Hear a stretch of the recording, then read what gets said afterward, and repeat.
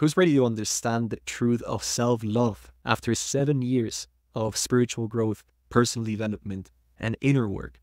I found what true self-love means, and I'm going to share with you today 2 steps that you can use to truly love yourself. To love ourselves, we need to understand who is the self that we need to love.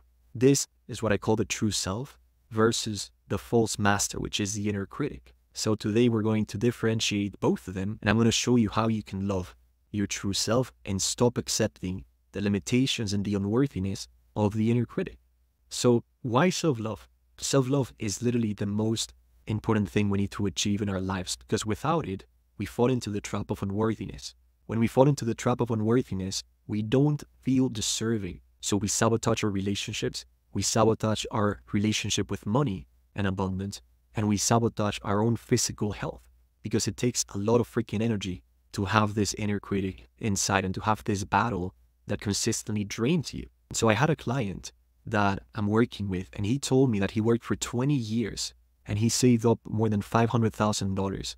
And because he had such a harsh inner critic, his inner critic would always tell him, you're going to see, you're going to lose that money. You're not deserving, you shouldn't have that money. And so he sabotaged himself. He created the situation where he gave the money to an advisor, and the advisor completely tanked his account. He lost all the money. And he told me after, very intimately, it was almost like my inner critic was just waiting to tell me, I told you so. That's the importance of this video. Take it to heart, connect with it, be present, and let's go into it so you can level up your health, your finances, and your relationship with others and yourself.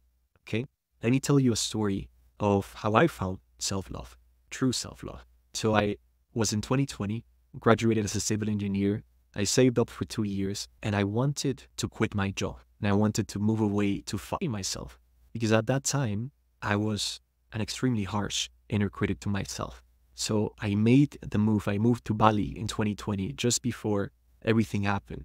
And when I was there, I started waking up early and I started to meditate. I started to eat really healthy. I even went to yoga, and I was taking care of myself, and I was nourishing my mind and my body and cultivating peace. And even though I was doing all of this, even though I had the balls to go to the other side of the world and take all of my savings to go after my dreams, guess what my inner critic was telling me? It was still saying, it's not enough. It's not enough, JP. Keep working. You need to make this money. You need to succeed in your business. And all of the achievements that I had made were almost non-existent to my inner critic. It felt freaking awful and made me feel empty and unworthy and unfulfilled.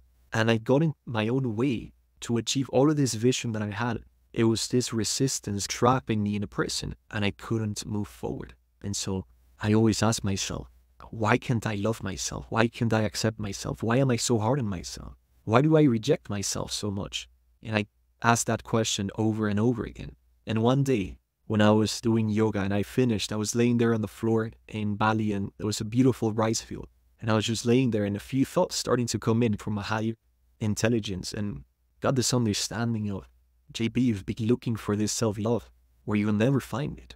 Look at all of the things that you are already doing. Why do you think you're waking up early? Why do you think you're doing yoga? Why do you think you're eating healthy, and yet you're meditating, you're exercising, and you moved to Bali to follow your dreams? Why do you think that is? And I was like, huh. And then the thought came in, and it just shattered my entire being. And I started crying, and I couldn't believe it. And the message, the truth was, you're doing all of those things not because you're obsessed with productivity, not because you need to prove yourself, but because you love yourself. That's why you're doing that. And when I received this message from my higher self, I started to bawl out tears and laughter and crying. And I looked at myself in the mirror in my bathroom, and for the first time in my life, I saw such a big smile, so radiant, that it was almost like I was feeling and looking at love, at my true nature. And there wasn't an ounce of criticism in that moment. And I just smiled, and I started dancing, and I started doing moves. And I was like, this is it, it's within. And I was so busy looking for love. And this is the point, that I didn't realize that I already had love inside, that I was already doing the things that proved to myself that I loved myself. And that story, that moment, blew me away, because it shattered all of the inner criticism. And then that helped me so much in my business. It helped me attract my amazing girlfriend and helped me become more successful in my business and to start landing clients. And then years after, about 2 years ago, I discovered the truth of self-love. And the truth of self-love is you're not meant to accept the light and the darkness within you. You're not meant to do that as they teach you in inner work and in shadow work and in spirituality, where you need to accept all of those parts, even the inner criticism, even the fears. That doesn't make sense. That's a relative truth, but it's not the absolute truth. How are you going to live in power? How are you going to be free? How are you going to manifest your life if you're serving two masters? If your attention is split, you need to accept this false identity, this false God or master, and then there's also the light. That notion, it's freaking BS, and I want you to shatter it, because guess what the truth is?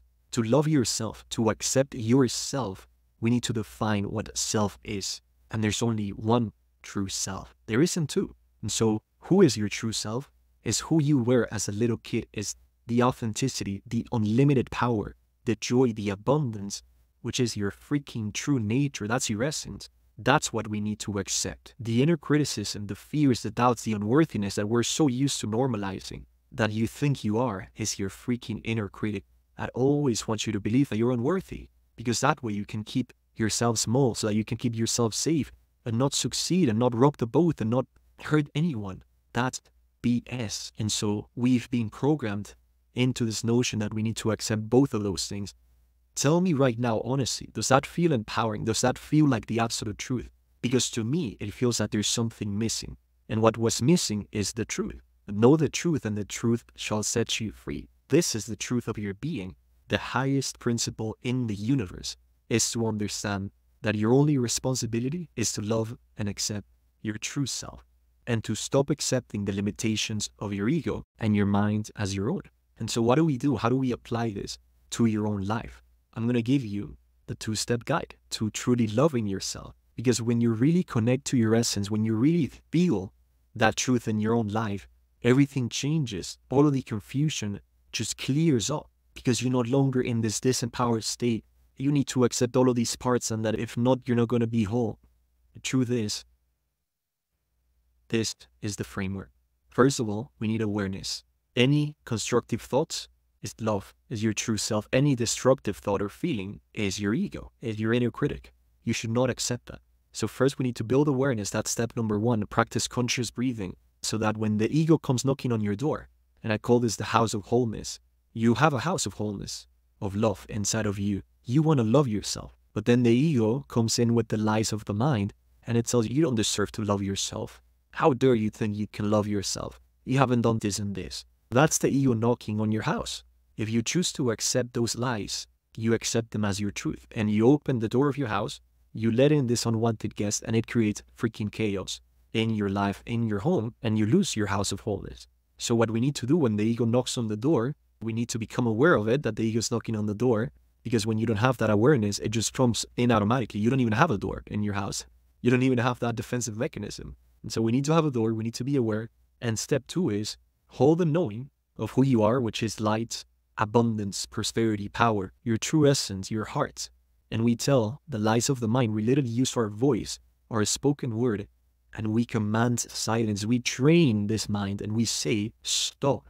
You're not allowed in my house. You're not allowed in my life. Be gone. I don't want you here. And you can also say, I'm the master within, governing and controlling all of my thought processes in full perfection as I wish them to be. I don't accept you. That's literally the only thing you need to do over and over again. We stop accepting the false self. We start accepting only our true self. And when we're serving the true master, which is us, which is love and purity, then we start manifesting abundance from within. Because where our attention goes, our energy flows, and where we place our attention, we accept something. In order to stop accepting and living and manifesting the lies and the limitations of the mind, we need to fix our attention in the solution, in the source of our being, not in the problem, not in why I can't love myself. Stop being a silly goose. Remember that there's a light within you that's calling you to step forward into your light and start accepting your true self. That, my friend, will change everything for you.